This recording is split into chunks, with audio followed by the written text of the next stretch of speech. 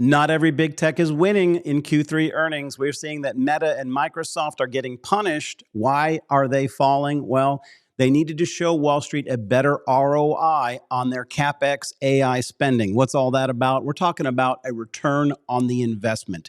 They wanted to see some increased revenues. They didn't need a lot. They just needed to see that some of this spending was actually going to be raising the revenues or increasing profits moving forward into 2026. And so because they didn't think that Meta and Microsoft had shown that, well, they're locking in the run-up. They're locking in the gains as we're getting near the end of this year. They're de-risking. They're selling into strength, right? So we're not surprised by that. So not every big tech is winning, but some are. Google, absolutely crushing it.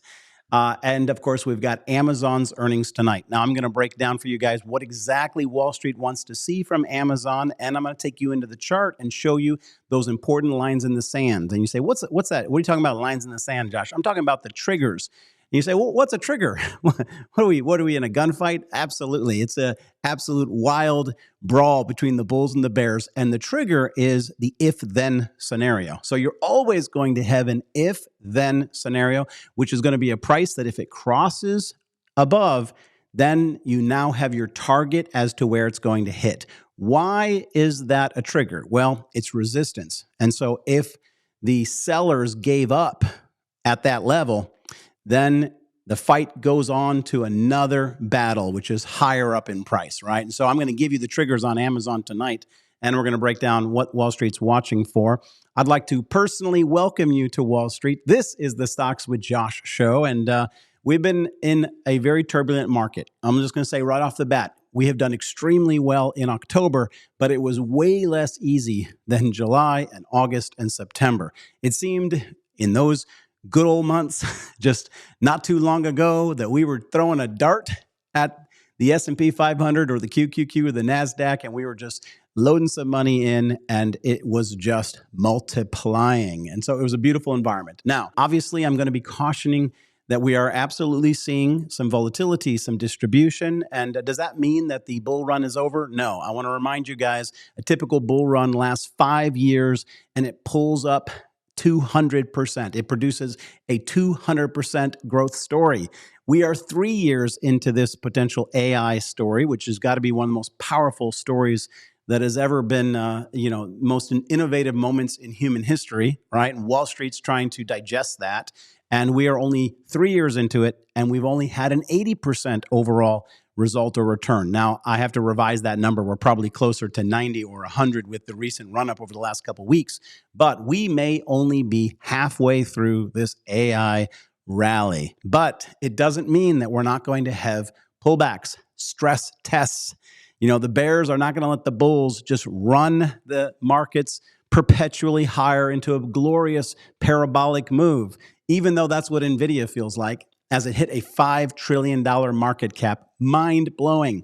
I've said many times that this year in 2025, when we saw NVIDIA pull back into the 170s, I said these things are going to hit 200. Matter of fact, it's a race between NVIDIA and Palantir to see which of these two bullish AI stories is the most dominant and is going to hit $200 first. Well, that got decided, and that was NVIDIA. And on that point, Palantir did catch up, and it just kissing that level, pulled back a little bit. But NVIDIA is the one that's saying, no, I'm top AI dog in this rally.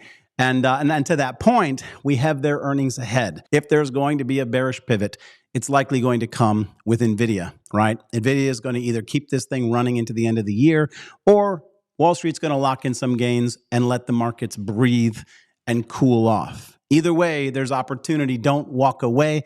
Don't get trapped. Don't buy the top of everything. Don't be afraid to take profits, just like you saw Wall Street do with Meta and Microsoft. Are those companies over? Is the run over for them? No, just some profit taking. They're going to pull back a little bit. That's why we examine the charts and look for support so we can know when to reload.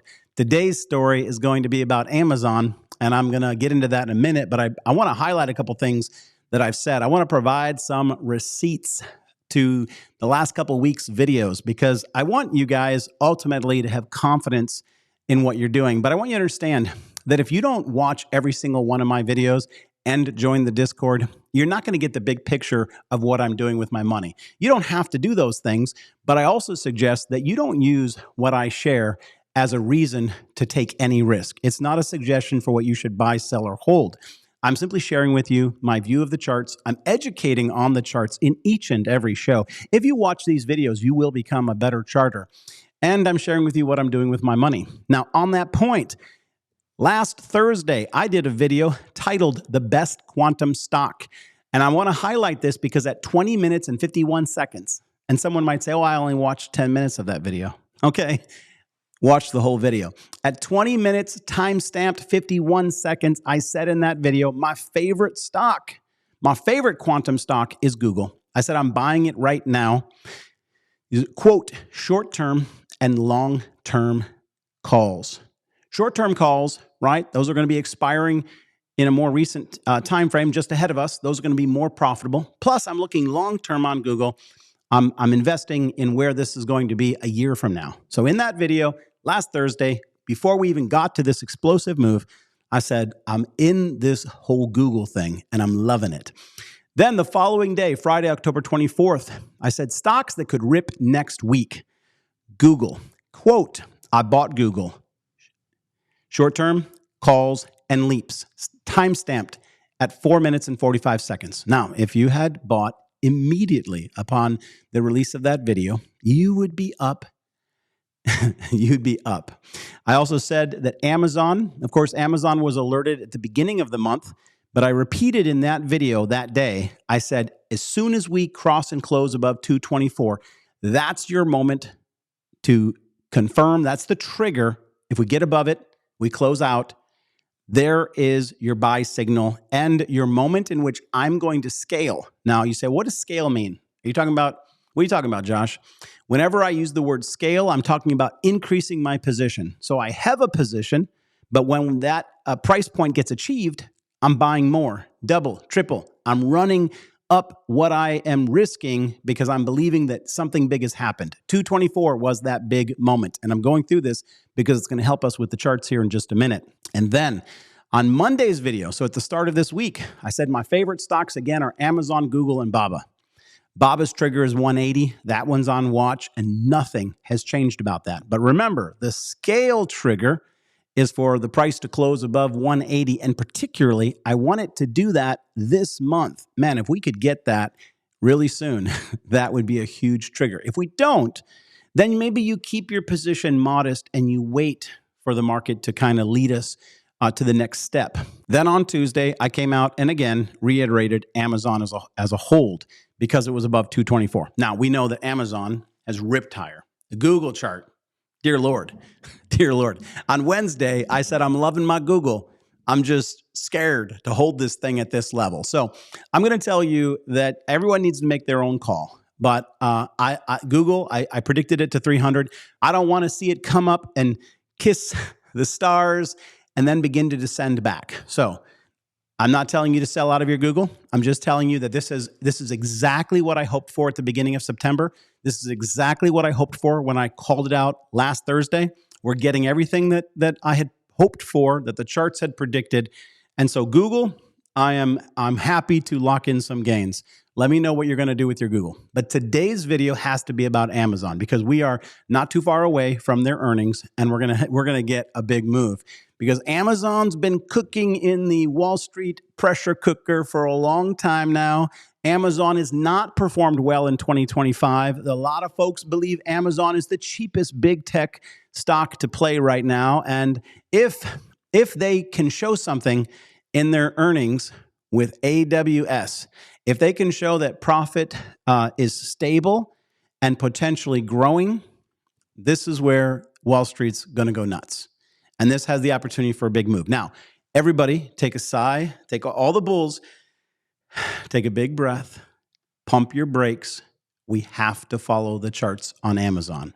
Okay, so it's going to be all about AWS. It's going to be all about the AI story, and it's going to be about them doing what Google did, which is showing that they've got the most practical application for integrating AI in their cloud service business and in their shopping business to improve profit margins. That's what they're going to be watching out for. Okay, Meta couldn't do it. Microsoft didn't do it in the short term. In the long term, I think people believe they're doing it. But in the short term, it became a profit-taking moment. Amazon, this could be a huge blow up moment to the upside.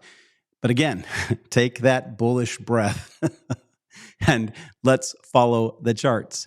I'm going to take you guys into the charts real quick. Let me just shout out the Stocks with Josh Discord Pro Trading Community. I'm going to be live trading tomorrow. We have live trading 5 days a week. We've got live trading in the morning and the power hour, which is between 3 to 4 p.m. on Wall Street. We've got educational classes. We've got 3 amazing classes on Sunday afternoon. There's so much in there. If you are just simply at a place where you're not ready to trade, you're not ready to take big risk, you don't even know how to do options, you can come in there and be part of the university where you can just learn and you can get great coaching. You can interact with people that are doing this every single day. And if you are ready to be the trader, instead of taking risk all by yourself, you can get into a live with me or one of my crown traders, and you can get some confluence and some confidence by watching us and listening to how we're seeing the market that morning. Come check it out. It's the same name as the show. You simply go to www.stockswithjosh.com and get in there, because as we move forward, we have a lot of value add that we're creating. Everybody who's in there now, they will be grandfathered in at the current prices. But as we continue to roll out a number of channels in the days ahead and more live trade sessions, which we're pushing for, the Discord is going to be more expensive in 2026 than it is right now. So come check it out. All right, let's get into the Amazon chart. This is what we're going to be doing this afternoon, is looking at Amazon. Let's jump into it. All right, so I've got some things marked, and I just want to remind you that we trade trend, structure, momentum, and volume. And I'm going to take a quick peek at all of those here. The trend right now is largely neutral. This has been moving sideways since the beginning of this year. We are still below right now July 2025 pricing. So this has been consolidating after a huge move up previously. All right.